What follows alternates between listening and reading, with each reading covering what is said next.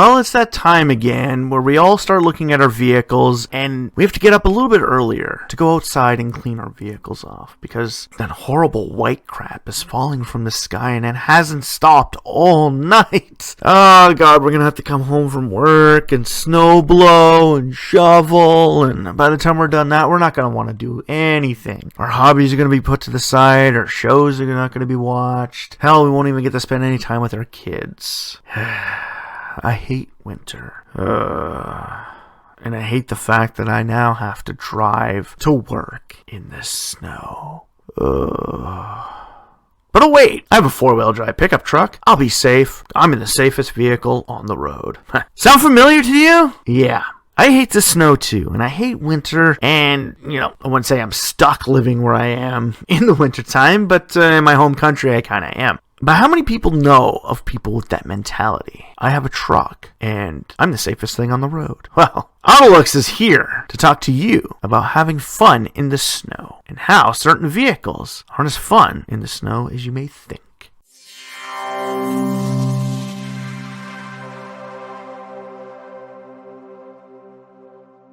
Welcome back to the AutoLooks podcast. I am your host, as always, the doctor to the automotive industry, Mr. Everett J, coming to you from our main website, AutoLooks.net. If you haven't been there, please stop by, check it out, follow us, comment on us, hell, take a look at some of our ratings. We rate vehicles from around the globe every single year and are coveted an A+ award of design excellence. From around the world, we rate over 600 cars every year, and it grows every single year. So check it out. Check out some of our ratings. Stop by the Corporate Links website. And if you're looking for some help trying to find parts for your car, some information for school, or even how far you can go with that brand new electric car, check out the help pages on the AutoLooks.net website. So like I said in the beginning, that white stuff has come out. And that white stuff is here. We hate it, and we hate driving through it. Well, maybe not myself per se, I just hate it. I don't mind driving through it, but for myself, I like to have fun in the snow. I like to have fun going around, but there's still those people out there who scare the crap out of me because they're driving oversized vehicles with a mentality that isn't right for the vehicle they're driving. But how can we have fun in the snow with our car? Well, that comes down to what you're driving.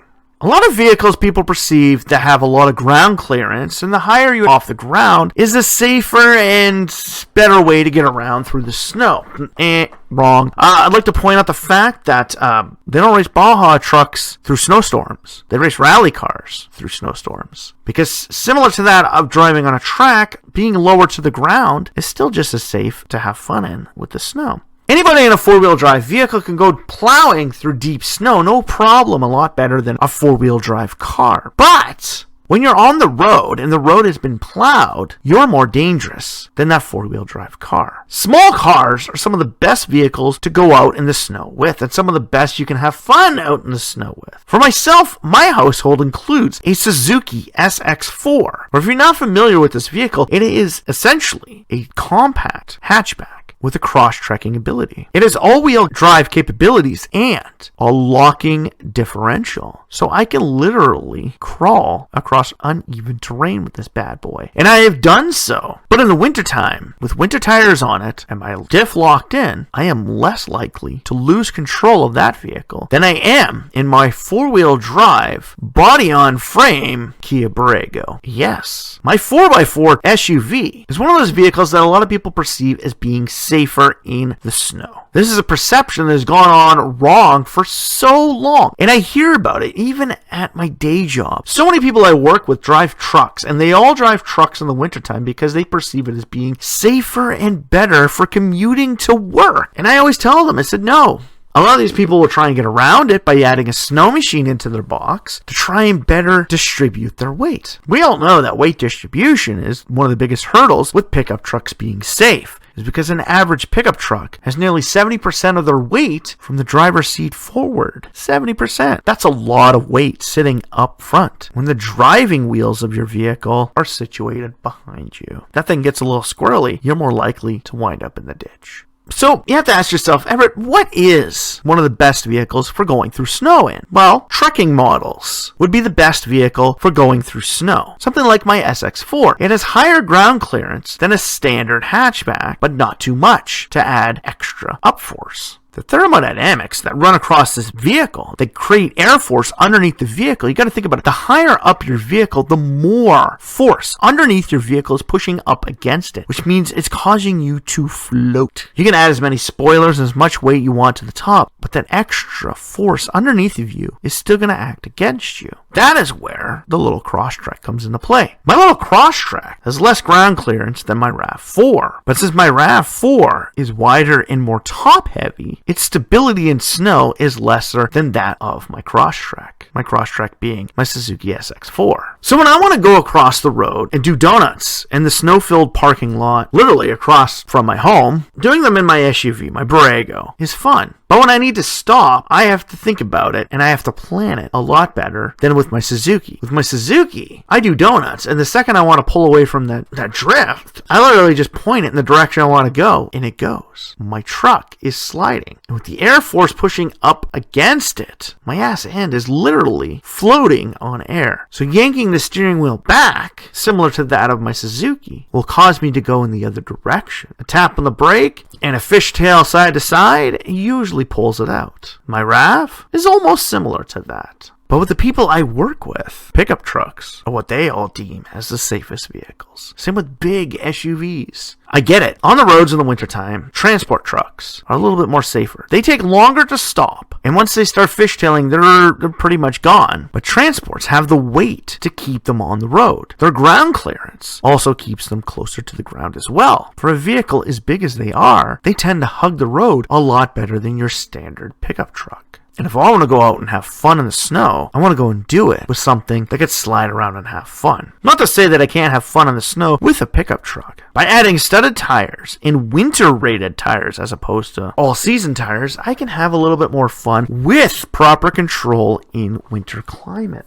Adding studded tires to my Borrego allows to have a lot more traction. My traction control usually keeps me from doing donuts when I don't want to do it. And with studded tires, they dig into the snow a lot better. But yet again, its weight keeps it from being stable. If you're looking at a vehicle like a Suzuki SX4, an Impreza WRX, A3 Quattro, Lancer Evolution, any vehicle with a little bit more ground clearance and an all-wheel drive system, which are some of the best vehicles you can go out and have fun in the snow. 4x4 vehicles. And now with the expanse of the active sports car market, with the Lamborghini Huracan Sterrato or the Porsche Dakar, fun in the snow is just going to become even more fun. Small weight with better weight distribution and less wind resistance underneath allow you to maintain stability while driving in rough conditions. My little Rio, the first year I owned it, I had to drive to work in it. Its ground clearance was a lot greater than it is now, and yet with 3 inches of white stuff on the ground, that car still plowed through it. I didn't need all-wheel drive to drive through it. And while I was on the road, my ground clearance was just enough to stay above the white stuff on the road, and my tires dug deep enough into the white stuff. I was stable. And when I pulled into the parking lot, I hit the gas and my car went straight. Every truck that came in after me, all fishtailed. So not to say, you can't have fun in the snow with big burly vehicles. They just require a lot more skill to handle in those conditions. And like I said, the mentality of most people, similar to that of a lot of people I work with or even know with pickup trucks, is that their truck with 4-wheel drive makes them gods on the road. And I don't know how many people fly past me in a snowstorm in vehicles like that. Or when I get a guy in a Subaru Outback sitting behind me coming up close, I know they can better handle the road. If I want to be safe in a snowstorm, I'm not driving a Wrangler. I'm driving that Wrangler when I'm out in the bush driving through the thick snow. On the road, I'm driving the Impreza. But before you do that, you have to think to yourself, what happens if I get stuck? What happens if something happens to me? Well, AutoLooks is here to help. If you didn't know this already, flooring it on snow while you're stuck creates ice. Fast movement causes friction. Friction can easily cause water or ice. Slow and steady in a rocking motion can get you out of being stuck. On top of with that. Shoveling away from the undercarriage of your vehicle around your tires and wheel wells also helps. But also, kitty litter and floor mats. Yes, floor mats. If you didn't know it, your floor mats are not just made for keeping the actual carpet inside of your vehicle clean. They can also be utilized to get you from being stuck. So when you're having fun in the snow and you get stuck in a snow bank, you can use your floor mats to help gain traction. And why do you need that much traction? Because you're having fun in the snow. And this is one thing we all want to have fun. A few years ago, I was reading an article from the Insurance Board of North America, and they were talking about the fact that they were now deeming it doing donuts in parking lots in the wintertime or going in and having fun in the snow would help people better control their vehicles in bad conditions. All my life, I had been saying this to people, that when I first got my license, my G2 when I was 17, I used to go out to parking lots with my car and go slide around in the snow, see how much it took me to get the ass end of that thing to swing around, and how easy it was to regain control. Everybody I ever said to before that article ever came out said I was crazy or stupid. Over a decade later, the insurance companies proved that I was right. Similar to with anything, practice makes perfect, right?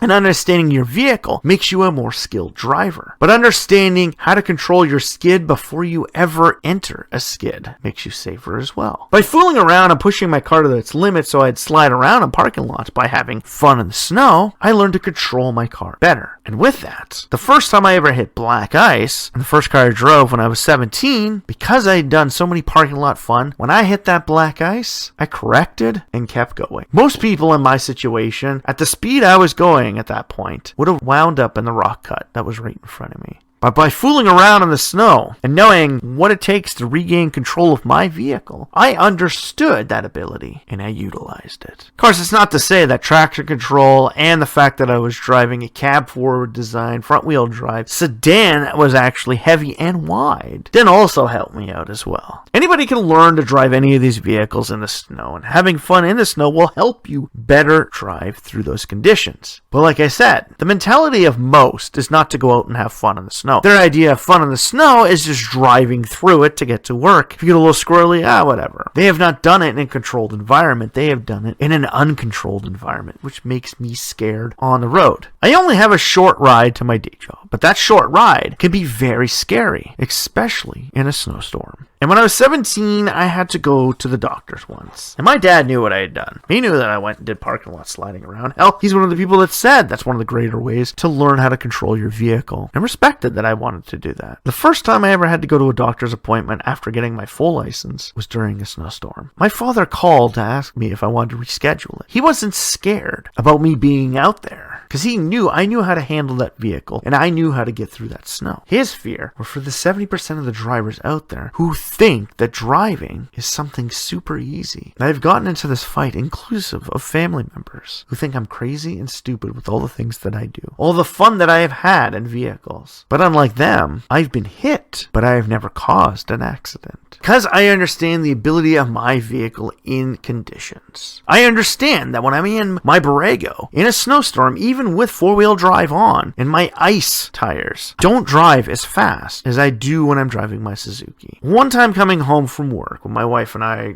were in between moving from our first house to our second house, I had to drive down a back road. Well, the back road had a speed limit of 80 on it. My wife wasn't doing more than 40, 50 because she wasn't too confident in her driving skills to go much faster than that. And I was driving the Suzuki. I pushed her out, I got behind the wheel, and yes, I was doing 80, maybe a bit more in some areas, but I understood how that car handled. And by putting in an all-wheel drive and locking my diff on that gravel road, I managed to maintain control. I drive faster in that car because I know how easy it is to control in any type of weather condition. My big burly Borrego, I know that if I accidentally take the traction control off and there's a little bit of sand on the road, the ass end of my vehicle can literally come out on me so easily because of the lack of weight that's back there. And the fact that it's a giant toaster and all of the airflow pushes up against the back end. I know that thermodynamics is working against me in that vehicle. Whereas in my Suzuki, it works with me because I am closer. Driving is not a right, it's a privilege. But the unfortunate thing is with that privilege is not everybody takes the time to actually learn and understand all of their vehicles. By going out and having fun in the snow, you can learn how to better drive in the snow.